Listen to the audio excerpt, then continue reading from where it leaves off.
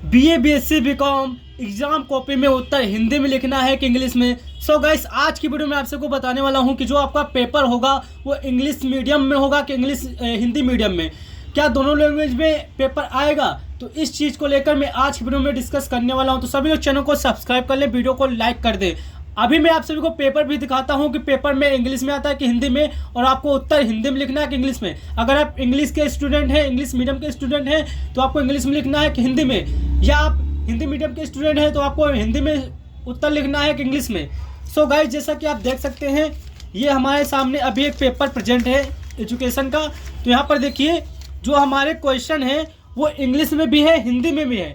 ये इसलिए दिया गया है कि अगर कोई भी स्टूडेंट इंग्लिश मीडियम का है वो अपना आंसर इंग्लिश में दे सकता है, अगर वो हिंदी का स्टूडेंट है, हिंदी मीडियम का स्टूडेंट, तो आप अपना आंसर जो है हिंदी में दे सकता है।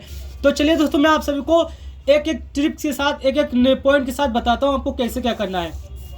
फॉर एग्जाम्पल, आप जैसे हिंदी मीडियम के स्टूडेंट हैं, हिंदी मीडियम के, और आप इंग्लिश के हैं, इंग्लिश मीडियम के, तो अगर आप क्वेश्चन नंबर 1 का आंसर देना चाहते हैं, आप इंग्लिश मीडियम के हैं, आप हिंदी मीडियम के हैं, तो अगर आप इंग्लिश में भी आंसर देना चाहते हैं इसका तो दे सकते हैं। अगर हिंदी मीडियम वाला स्टूडेंट भी इंग्लिश मीडियम में देना चाहता है वो भी दे सकता है। लेकिन अगर आपको दोनों लैंग्वेज में से कोई एक लैंग्वेज में आंसर देना है तो आपको जो सुटेबल लगे, जिससे आप अच्छे से आंसर लिख पाए, उस लैंग्वेज को ही स्टार्टिंग से लिखिएगा। ये नहीं क्वेश्चन नंबर 1 को हमने दे दिया इंग्लिश में आंसर, क्वेश्चन नंबर 2 को दे दिया हिंदी में आंसर। इस तरह करेंगे तो एग्जामिनर दोनों क्वेश्चन कट कर देगा, नंबर नहीं देगा। तो यहाँ पर बात क्लियर हो गई कि अगर आप इंग्लिश मीडियम के स्टूडेंट हैं, हिंदी मीडियम के स्टूडेंट हैं, तो आप एक ही लैंग्वेज में आंसर देंगे, या फिर हिंदी में दीजिए पूरी कॉपी पे जितने क्वेश्चन हैं, या फिर इंग्लिश में दीजिए। इन दोनों लैंग्वेज में से किसी एक को चूज करके ही हमको एग्जामिनेशन कॉपी फिल करनी है, जो उसके सारे क्वेश्चन वहाँ पर राइट करने हैं। तो दोस्तों, अब वो चाहे बीए के छात्र हों, वो चाहे बीए के छात्र हों, बीएससी के हों, या बीकॉम के छात्र हों,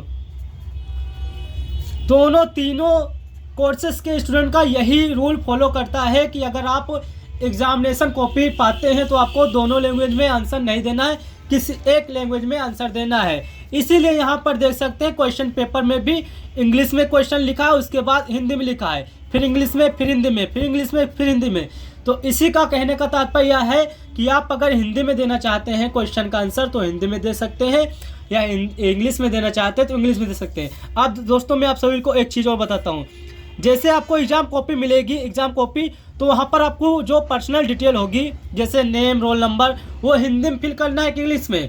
तो जैसे आप एग्जाम कॉपी में अपना नेम लिखते हैं, फॉर एग्जांपल जैसे मान लीजिए अमन नाम है आपका, तो आप इंग्लिश में अमन लिखिए या फिर हिंदी में लिखिए। अगर आप हिंदी में फिल कर रहे हैं सारी डिटेल अपनी, तो हिंदी में कीजिए, अगर इंग्लिश कर रहे हैं तो इंग्लिश में सारी डिटेल फिल कीजिए।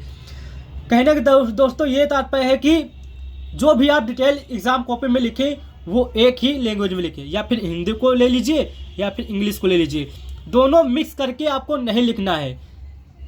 पूरी कॉपी अगर आप हिंदी में दे रहे हैं आंसर, पूरी कॉपी हिंदी में दीजिए। अगर इंग्लिश में आंसर दे रहे हैं तो पूरी कॉपी में इंग्लिश में ही आंसर दीजिए। आई होप दोस्तों वीडियो के द्वारा आप लोग समझ गए होंगे कि आपको आंसर किस में देना है।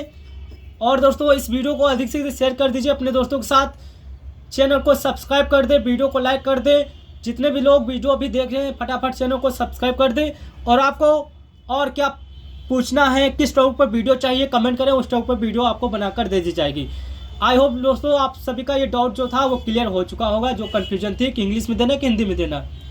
तो दोस्तों, मिलते हैं नए वीडियो के साथ। जय हिंद, वंदे मातरम।